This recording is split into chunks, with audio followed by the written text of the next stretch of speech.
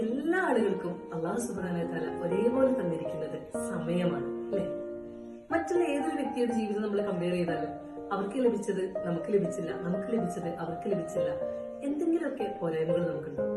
പക്ഷെ സമയം എല്ലാ ആളുകൾക്കും അല്ലാഹു സുബ്ഹാനഹു വ തആല ഒരേപോലെ വീതിച്ച് നൽകിയിട്ടുണ്ട്. അപ്പൊ 24 മണിക്കൂറാണ് നമുക്ക് എല്ലാ ആളുകൾക്കും ഒരു ദിവസത്തിൽ ലഭിക്കുന്നത്. 24 മണിക്കൂർ നമ്മൾ നീക്കി വെക്കുന്ന രീതിയെ കുറിച്ച് നമ്മൾ ഇതുവരെ ചിന്തിച്ചിട്ടുണ്ടാവും. നമ്മൾ ഈ ജീവിക്കുന്ന ഈ ഒരു കാലയളവില് ഈ ദുനിയാവിന് വേണ്ടി മാറ്റിവെക്കുന്ന സമയം എത്രയാണ്? 80 അല്ല, 80,000 അല്ല, 80 കോടി വർഷം ജീവിച്ചാലും തീരാത്ത പരലോകത്തിന് വേണ്ടി നമ്മൾ നീക്കി വെക്കുന്ന സമയം എത്രയാണ്? ഈ ഒരു ചോദ്യം ഞാൻ എന്റെ നഫ്സിനോടും നിങ്ങൾ നിങ്ങളുടെ നഫ്സിനോടും ചോദിക്കേണ്ട ഒരു ചോദ്യമാണ്. ഇത്തരത്തിലുള്ള നമ്മൾ ശ്രദ്ധിക്കാതെ പോകുന്ന ഒരുപാട് കാര്യങ്ങളുണ്ട് നമ്മുടെ ജീവിതത്തിൽ.